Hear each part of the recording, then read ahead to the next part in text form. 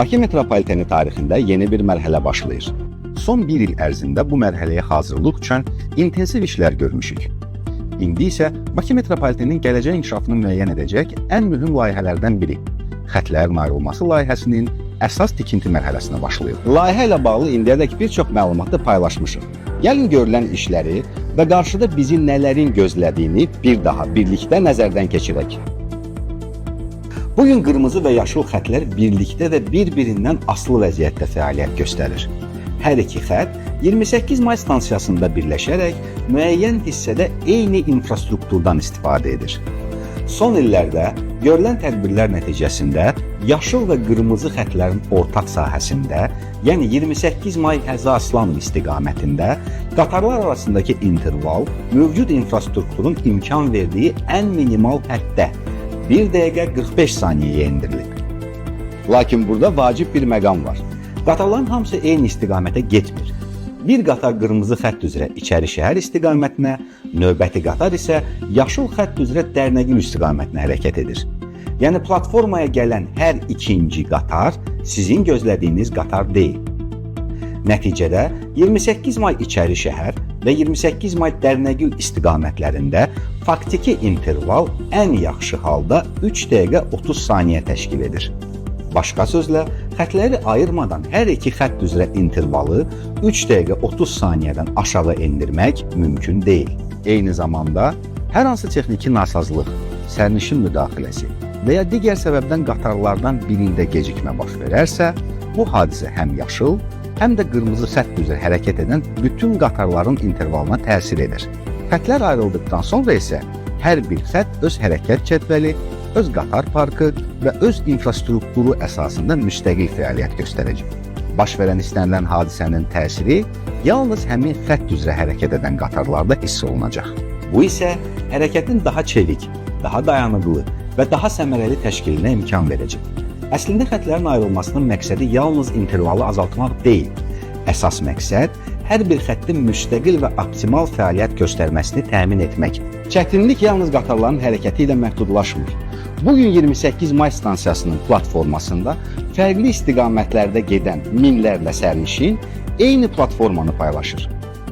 İçəri şəhər istiqamətinə gedənlər, Dərnəgül istiqamətinə gedənlər, qatardan düşənlər, qatara minənlər və öz qatarını gözləyən sərnişinlər. Xüsusilə pik saatlarda bu vəziyyət platformada normadan artıq yüklənmə yaradır və sərnişinlərin rahat minib düşməsinə ciddi maneə törədir. Xətlər ayrıldıqdan sonra İçəri şəhəri istiqamətində hərəkət edən sərnişinlər 28 may stansiyasının platformasından, Dərnəgül istiqamətində hərəkət edən sərnişinlər isə Cəfər Cabbarlı stansiyasının platformasından istifadə edəcəklər. Beləliklə, ən çox yüklənən stansiyamızda sərnişin axını iki hissəyə bölünəcək və mövcud sıxlıq əhəmiyyətli dərəcədə azalacaq. Bildiyiniz kimi hazırda 28 may və Cəfər Cabbarlı stansiyalarını birləşdirən yalnız bir sərnişin keçid tuneli mövcuddur. Hazırda bu iki stansiya arasında ikinci sərnişin keçid tunelinin tikintisi artıq yekunlaşmaq üzrədir. Xətlər ayrıldıqdan sonra sərnişinlər hər iki tuneldən istifadə etməklə stansiyalar arasında daha rahat və daha sürətli hərəkət edə biləcəklər.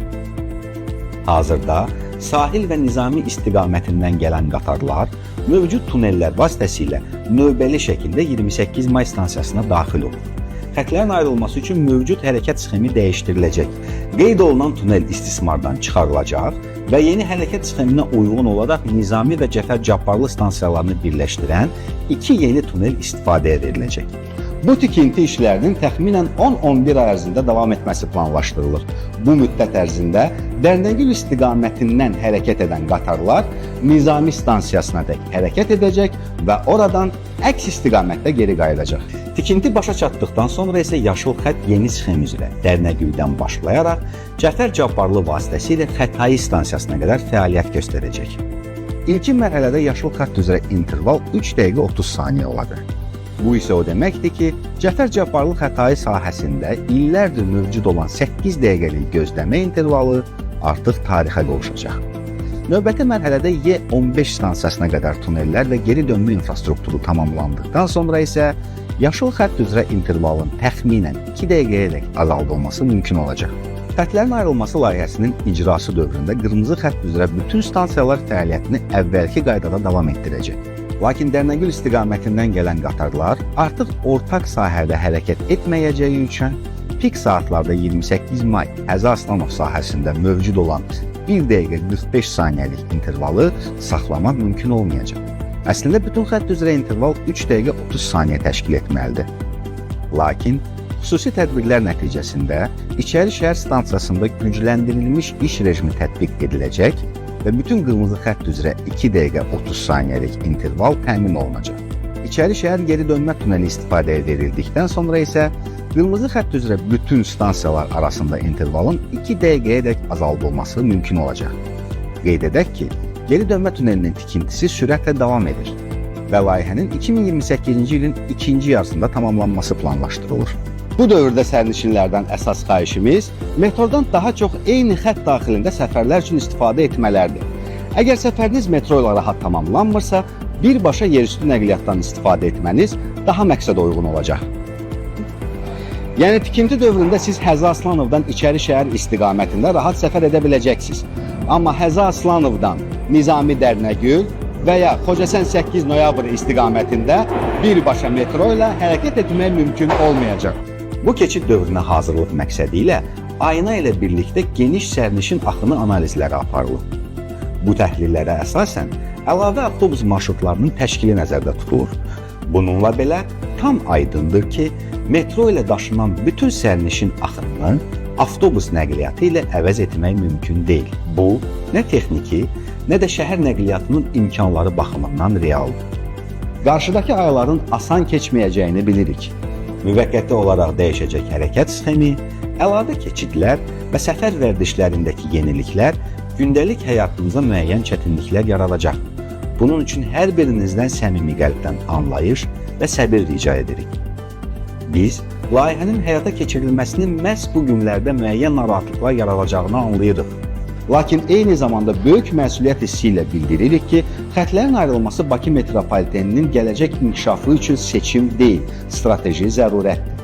Biz bu addımı bugün atmaqla müstəqil fəaliyyət göstərən metro xətləri, etibarlı və dayanıqlı qatar hərəkəti, 28 may stansiyasında azalan platforma sıxlığı, ikinci sərnişin keçid tuneli, qısalan gözləmə intervalları, yeni metro xətlərinin və stansiyalarının inkişafı üçün yaradılmış infrastruktur və gələcəyin tələblərinə cavab verən müasir metro sistemi əldə edəcəyik. Unutmayın ki, görüləcək bütün işlər şəhərimizin rifahı, sizin rahatlığınız və mənzil başına vaxtında çatmanız üçündür. Növbəti stansiyada görüşərik.